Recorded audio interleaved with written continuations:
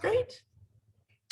Hello, folks. Welcome to Holding On with Holder, where I talk to interesting people about interesting topics. My name is Steve Holder, and I am your host. My guest this evening is Nicola Spurling, artist, project manager, public speaker, political pundit, and YouTube creator, and possibly a few more things. So, welcome, Nicola. Thank you very much for having me. Well, thank you for being here.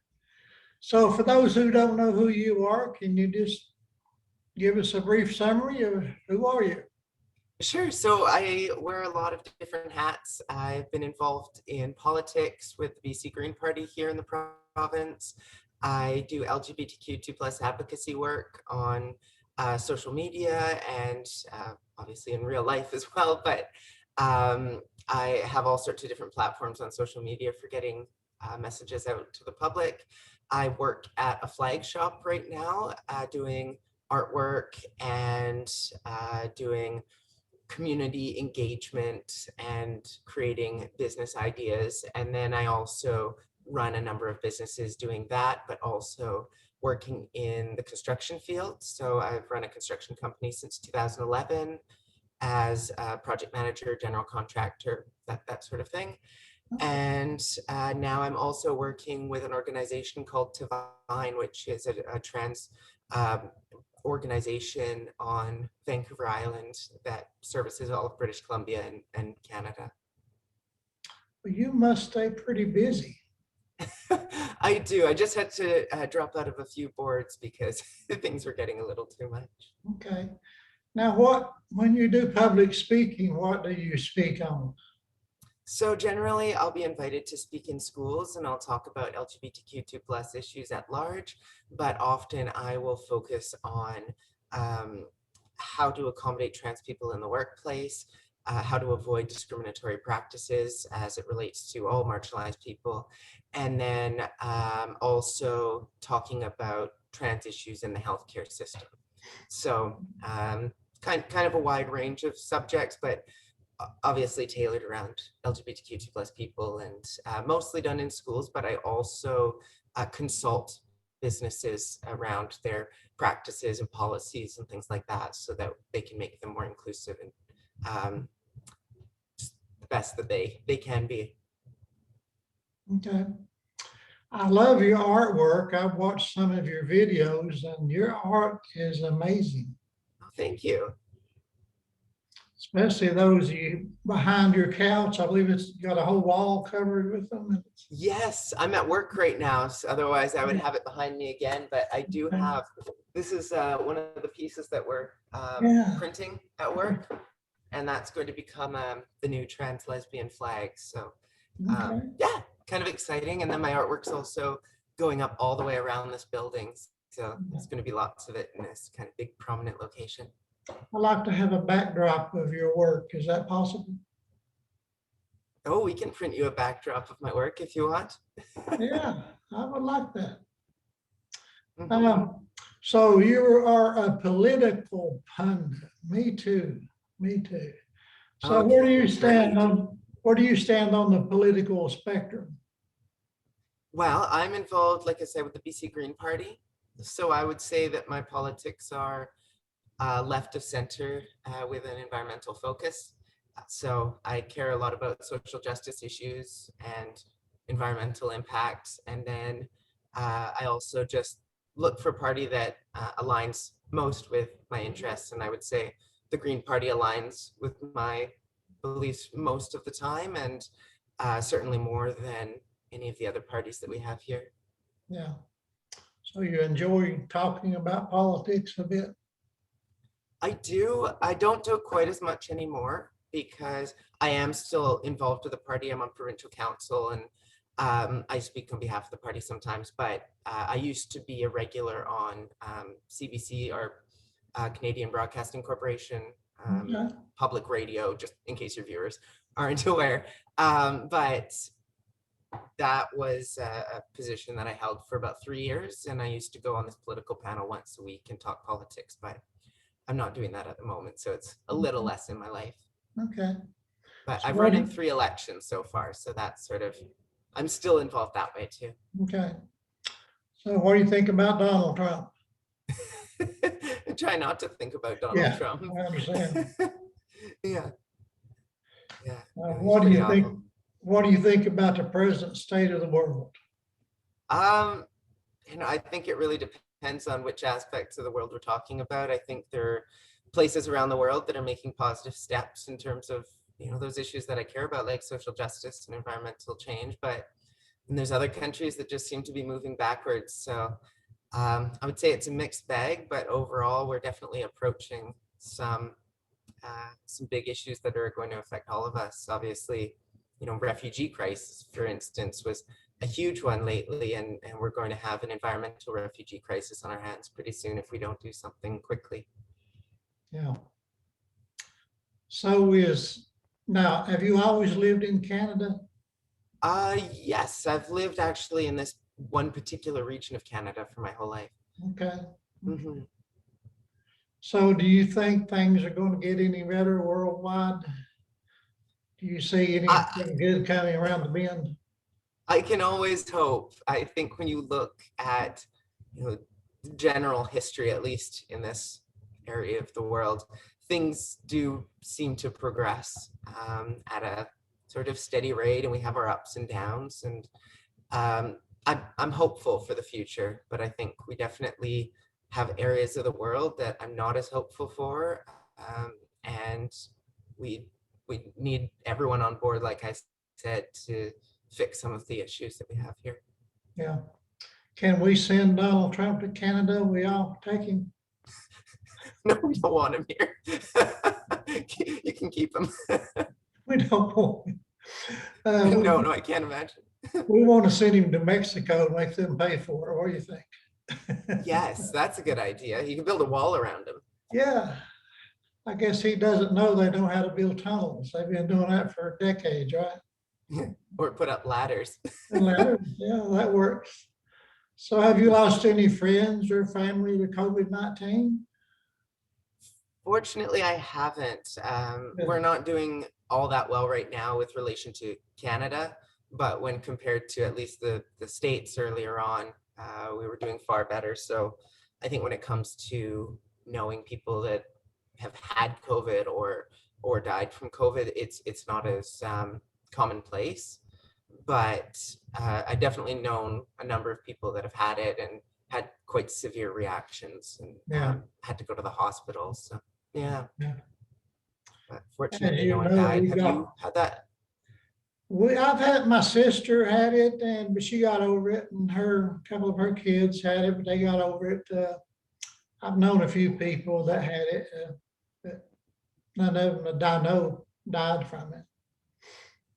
Well, that's good to hear. Yeah, as you know, Donald Trump denied it for a long time in America, so we had a few months that it just kind of went crazy while he assured us it was under control. You Yeah, know, yeah, I know that so it wasn't handled well. yeah. Can we talk about racism a bit? Sure.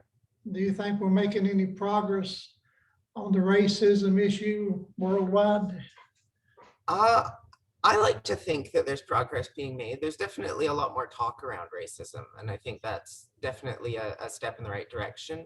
And obviously, there's been talk for quite a long time. You think about Martin Luther King, obviously, as a very influential person.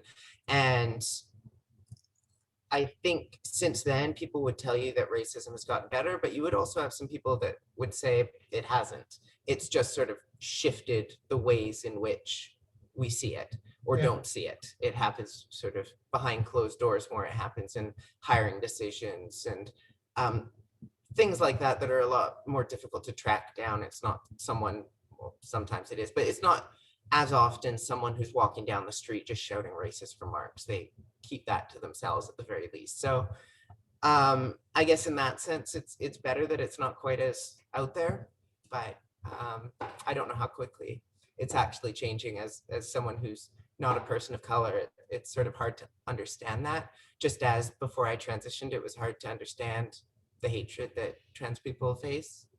Yeah. what about white supremacy and white privilege? Do you believe that's a real thing? Oh, absolutely.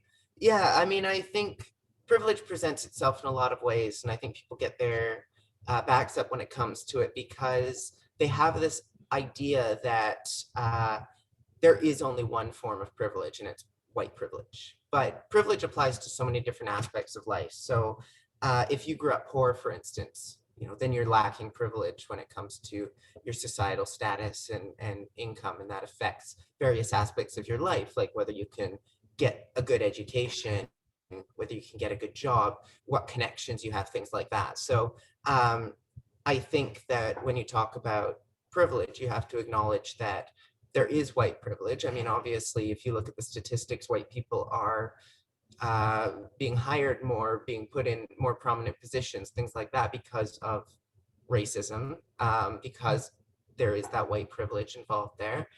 And people, like I said, they don't want to acknowledge that privilege. And I think part of it's just that idea that it's only this one form.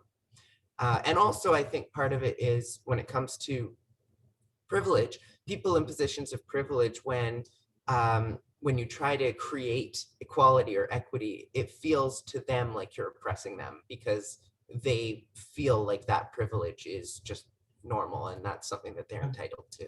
Yeah. I like to ask people about their childhood. Can we talk about your childhood? Is that okay? Oh, sure, absolutely. Okay, what kind of childhood did you have? I had a pretty great childhood. I went on a lot of trips, not long trips. We did a trip to Europe when I was a little kid and to Ontario, but mostly it was road trips. So going to the Rockies, going to some mountain, going for a big hike. We would go backpacking, canoe camping. I was involved in cross-country ski racing and soccer. So most of the time I was doing all of that. And I was straight A student up until high school, and then that was when the sort of issues presented themselves around me being trans, because that was when puberty started, so that was when things got worse. So yeah, that was basically my childhood. I look back on the very least sort of the elementary school years as being really good, and the sort of early high school years were a mixed bag. Yeah. And then things got bad near the end of high school and after that. Yeah, high school sucked for me too. I hated it. High school sucked, yeah.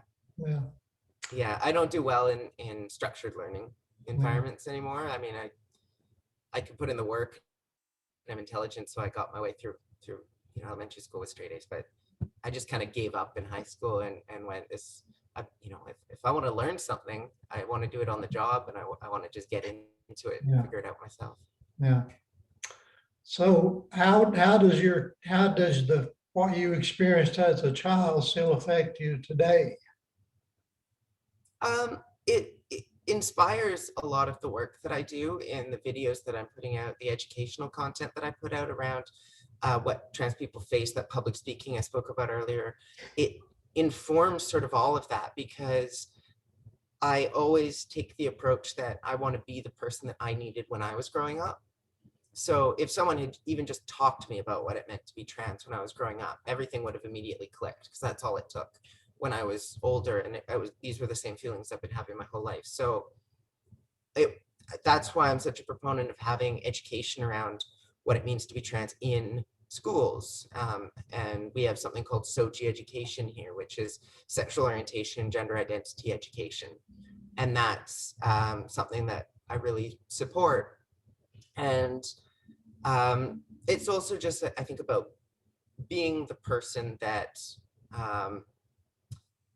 I want other people to be, being the person that I think that the world needs in some ways, or certain people in the world need. And that's just what drives me. So I think if it wasn't for that childhood, I wouldn't be doing the kinds of work that I'm doing right now. Yeah. Now, you mentioned your YouTube videos. I've watched several of them. How many have you done so far? Oh gosh, probably 70 or so. Yeah. I've been doing them once a week for the last, it's probably been more than that.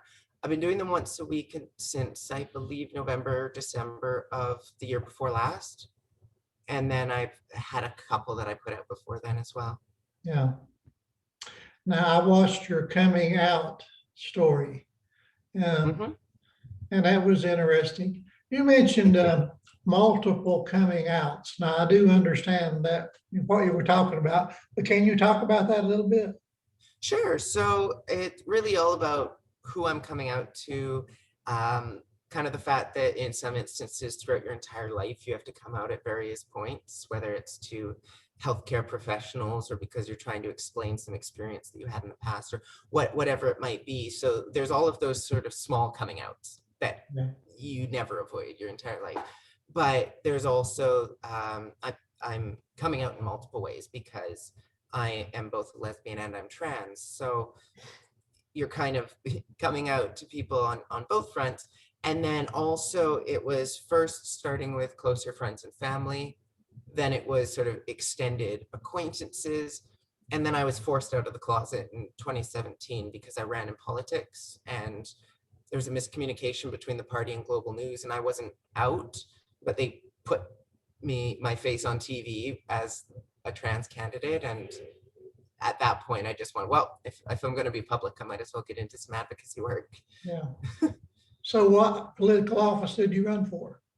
I've run, in 2017, I ran to be an MLA. So we have What is that? 87, elected people within the province of British Columbia, and they make up the legislature, and the legislature is basically the government. So it's those 87 people voting on everything that happens.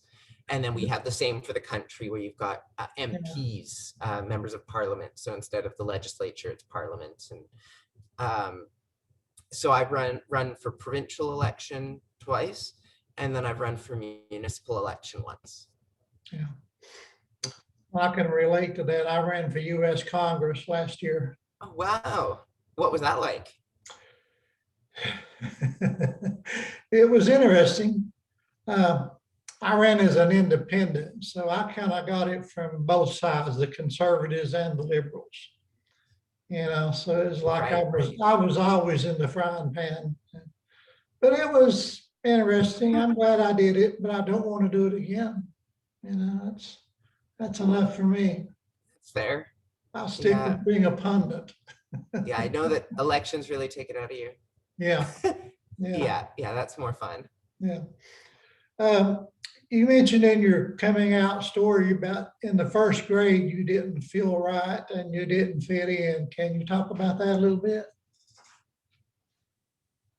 Yeah, I mean, that one's kind of a tough one to talk about because when it comes to the feeling of being trans, it's sort of really difficult to describe.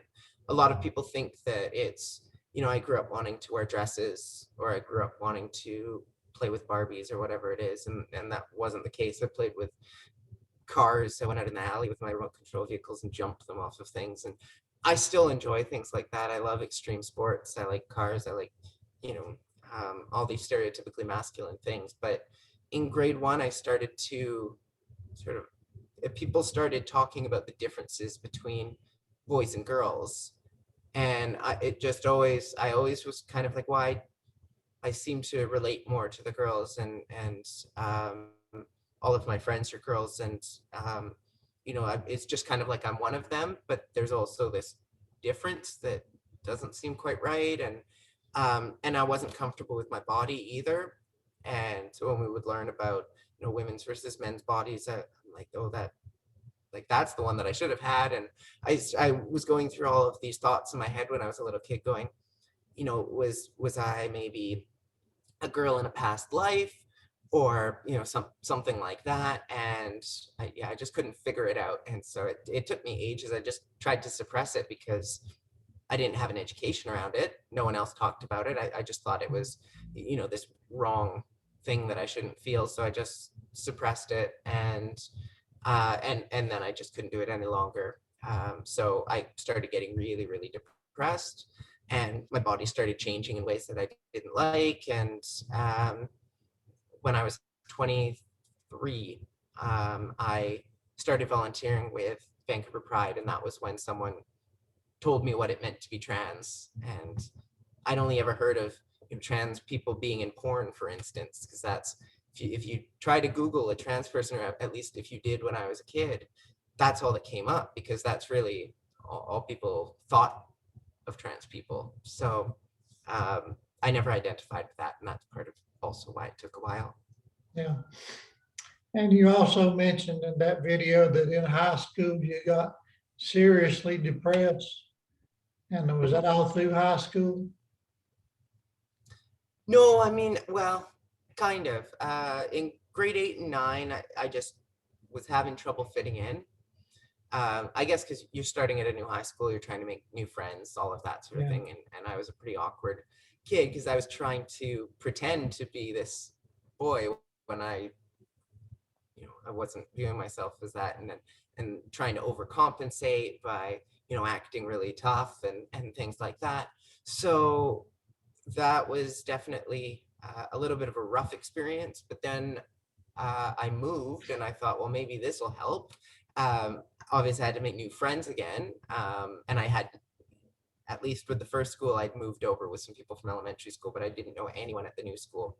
So again, I was just this awkward kid, and I made friends with some people that were sort of in the cool crowd. So no one ever really messed with me because I was, I guess, considered one of the jocks, since I was on the soccer team and did all sorts of other sports at the school. And but I mean, I definitely wasn't part of the cool group either. It was just I had this weird middle ground where I would kind of hang out with the arts kids in the drafting room, and do all of the nerdy things and be in band. But then I was also the jock and all of that. So basically trying to do whatever I can to, I guess, keep Yeah. busy Yeah. and uh, and then also, like I said, I was doing all of that skiing, and that was something that I really enjoyed. So it was, I guess, a break from the depression to go up skiing every evening.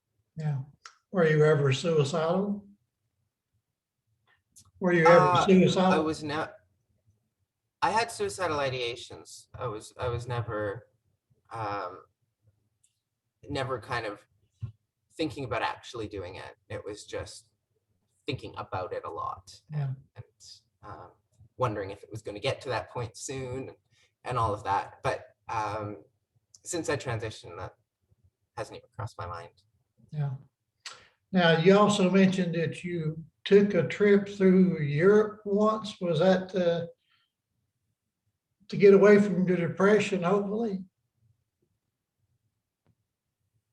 It kind of. I didn't know that's what was going to happen when I left for Europe. I just knew my parents had all of these wild stories from when they went traveling, and I thought I want to experience some adventure as well, before I settle down into a career, and potentially am not able to do that anymore. So I went to Europe with a friend of mine in 2010, and we did a 2-month backpacking trip around Europe. And then I came back, and I was feeling much better. That trip had sort of gotten rid of my depression. And I thought, oh, great, maybe this is worked, and I'm just out of it now. And then a few months later, I started sinking back into it, and I thought, okay, well, traveling gets rid of it. So I started planning another trip. And that time it was a 5-month road trip around North America.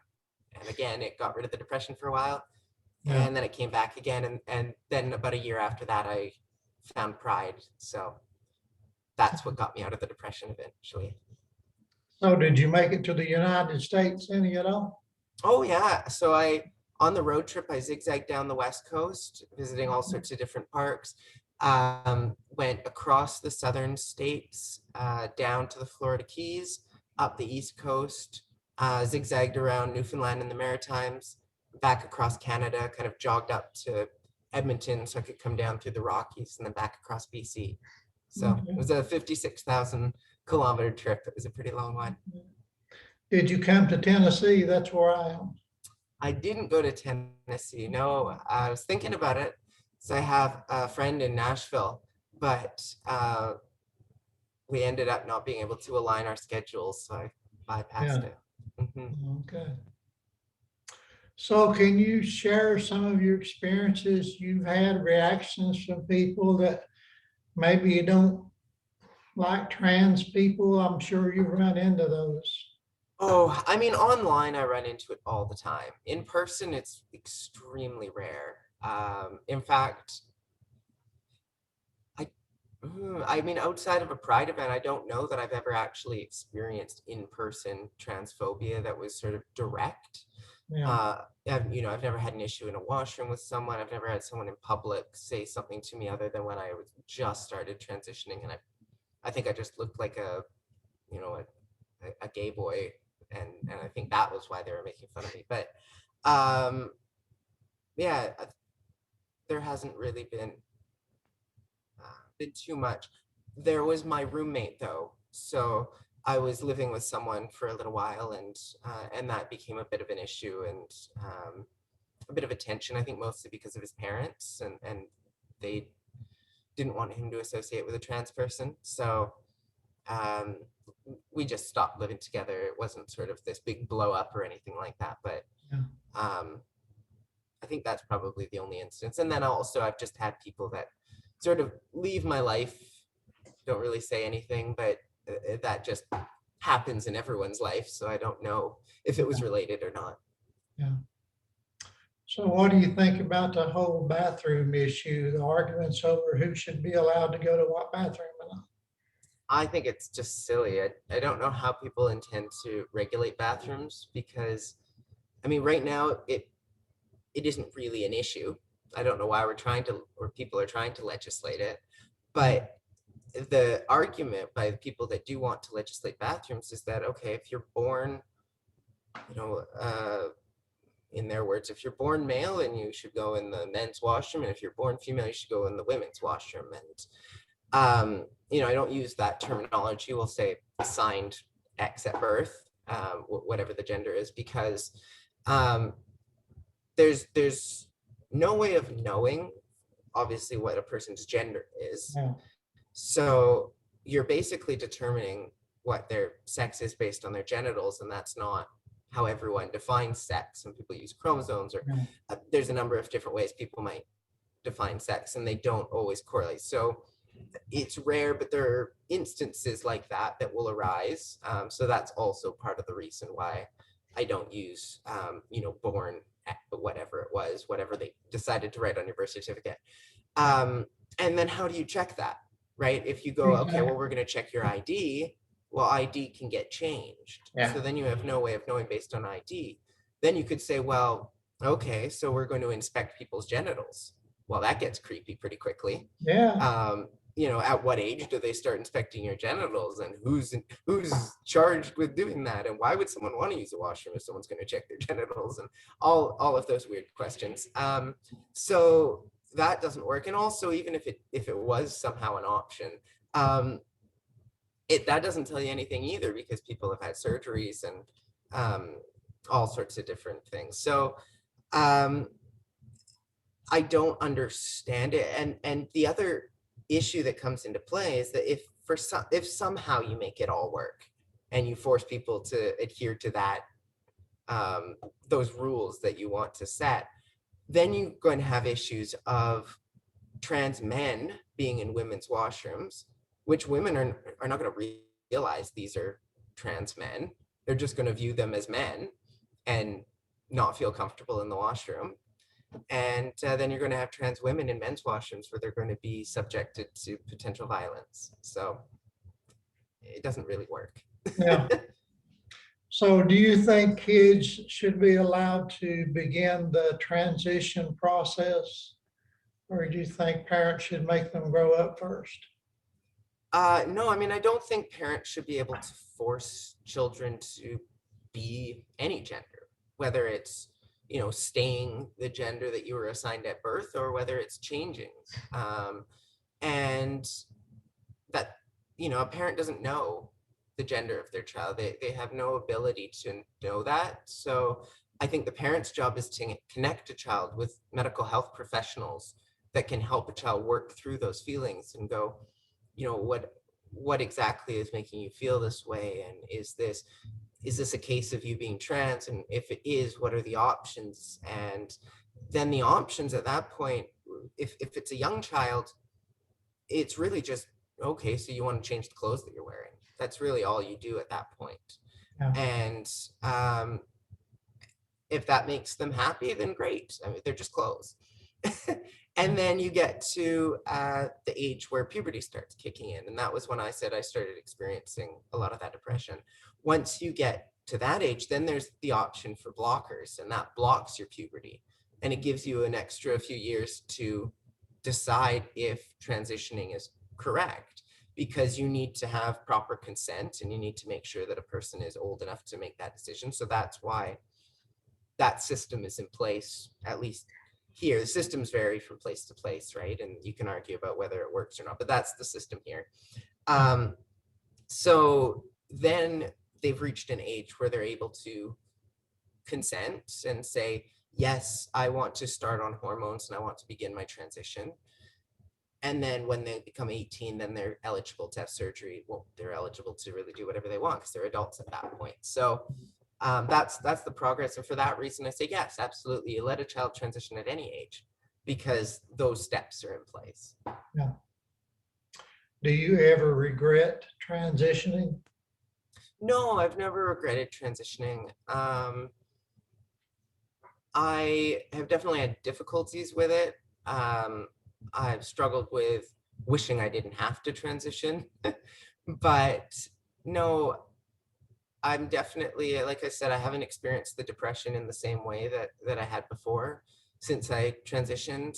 And I went through a period of time where it was a little uncomfortable being a woman because I felt like people were judging me or looking at me or whatever that might be. But also I was sort of pushing myself too far into the feminine side of things.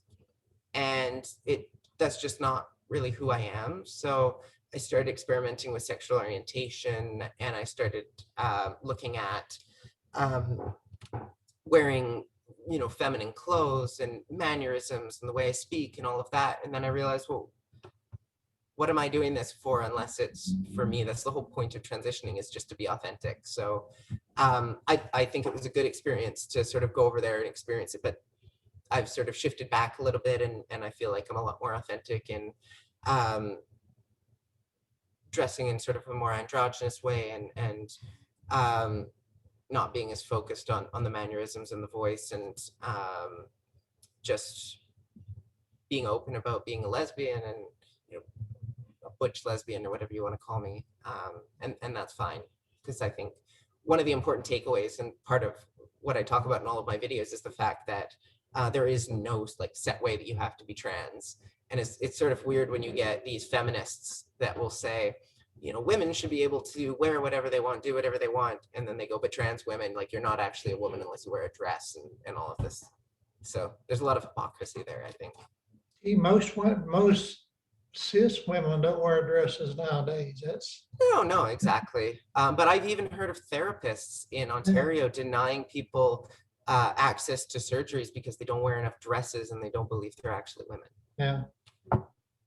Are you Luckily, I had a therapist that didn't believe that, and I wore a lot of men's clothes before socially transitioning, and she said, this is fine. There's no problem here because, regardless of the clothes that you wear, you're a woman. Yeah. Are you concerned that someday you might regret it? Is that something you think about from time to time? It's something I thought about before I transitioned. It's not something I think about now. I mean, what's done is done, and even if I were to at some point regret it in the future, there's no point. I mean, there's no point trying to focus on that because there's nothing you can do about it. But I don't feel that way, so I'm not worried about that. And I think that comes down to, at least for me, taking it slowly with my transition and taking a while to think about our hormones right. And it took me quite a while just to get on hormones. I said I discovered I was trans in 2013. And I didn't start on hormones until 2015. And that was because I was taking that time. And then when I got on hormones, there's the changes are slow. So even then I was able to say, okay, well, if this starts not feeling right, then I could stop them. And everything just started coming together, and I started feeling better and better and better, and never looked back. Yeah. Do you think in some way that it's a lifelong process? Sorry, you cut out just then. What were you Oh, saying? I'm sorry. Do you ever feel like maybe you think that it might be a lifetime process, that you will always be changing the way you feel about it?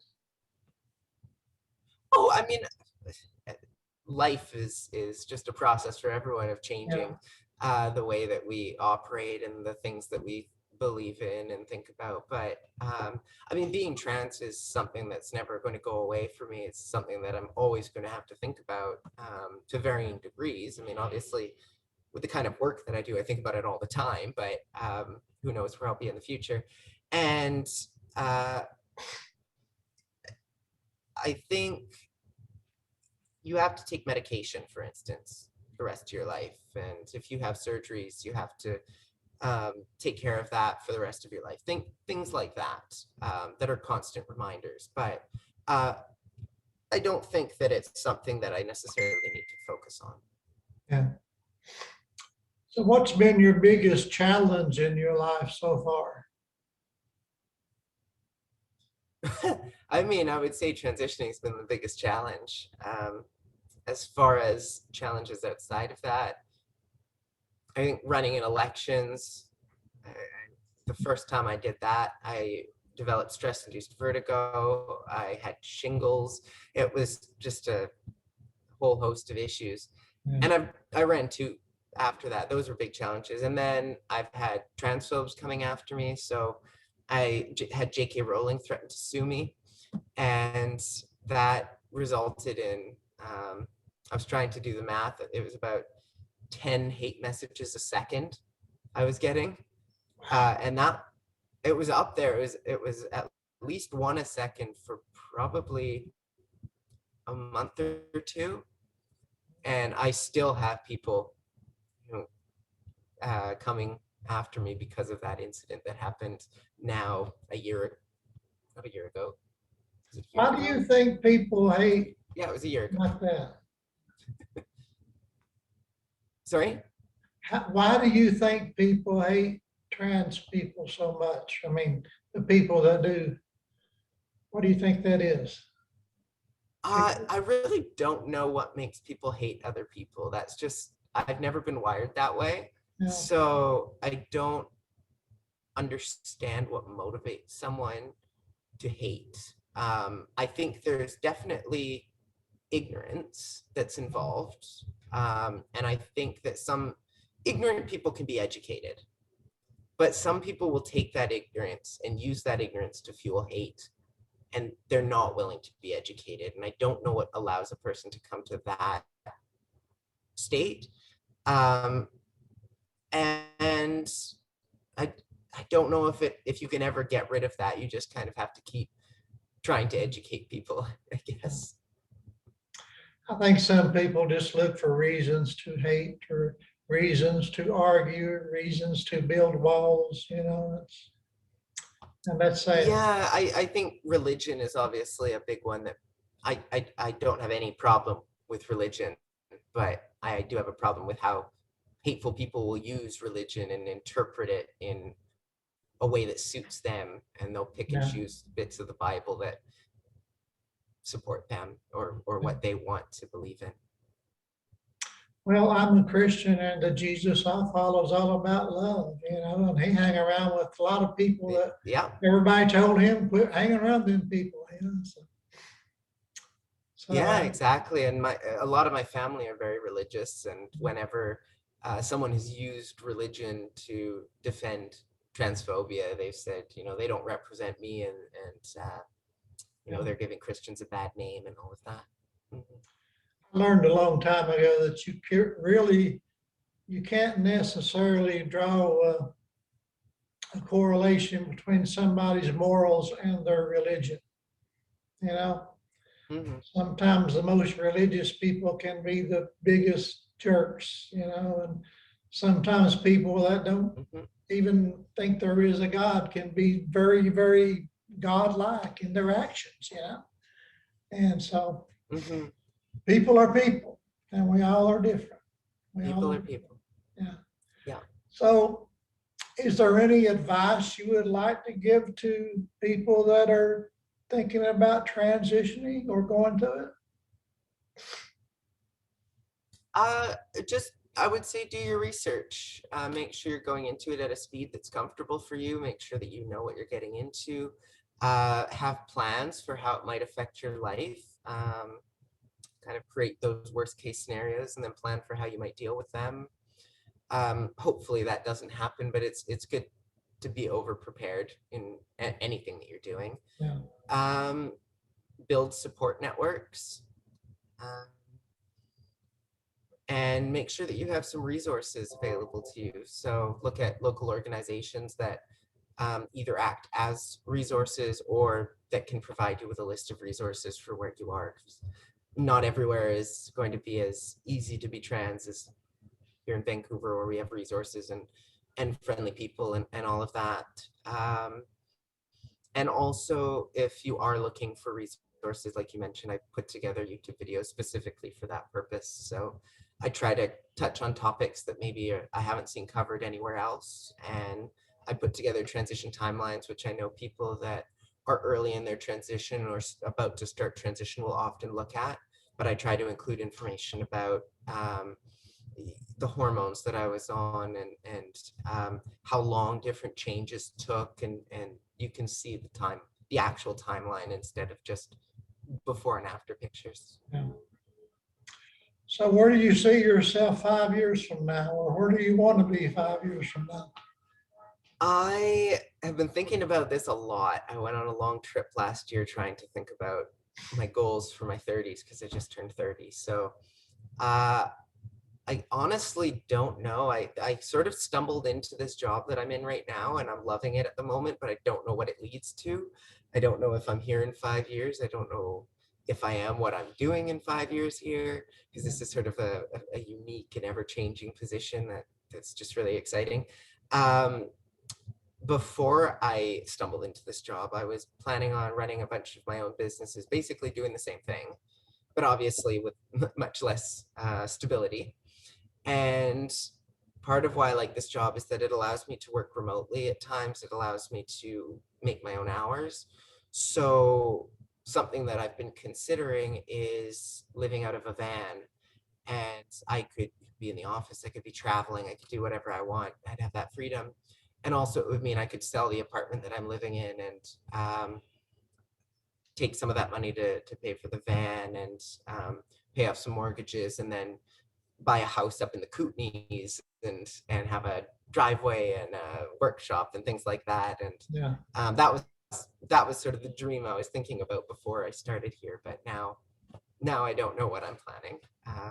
I think I want to work on getting my current apartment renovated because I do my construction work myself. So I've got a storage room for all of my tools in there. I want to try to get my tools out of there somehow, renovate the apartment to give myself at least a bit more space, and then I guess see where I'm at from there, where I want to go. Well, I'm confident you're going to stay busy. I don't think you're somebody that could just sit around and do nothing. No, I get depressed if I sit around, so I keep Yeah. myself busy. So do you want to tell people about your website and how they can contact you on social media? Sure. Yeah, I mean, if you want to look at my website, it's nicolaspurling.me. So NICOLASPURLING.me. And on there, I've got information about social media. I've got information about my jobs that I do, all the companies that I run and things that I'm involved in. And then if you want to find me on social media, I'm on Facebook, Instagram, Twitter, TikTok, LinkedIn, YouTube, everywhere. I believe it's at Nick E. Spurling. So that's NICE SPURLING. It's like nice Spurling. So that's it. Okay, great. I have enjoyed talking to you, and I thank you for being on my show. Yes, thank you very much. You brought up a lot of interesting topics, and really appreciate having the time to speak with you. Okay, maybe we can do it again sometime. That sounds wonderful. Well, thank you very much. You have a great evening. Thank you. You too. Bye-bye. Bye.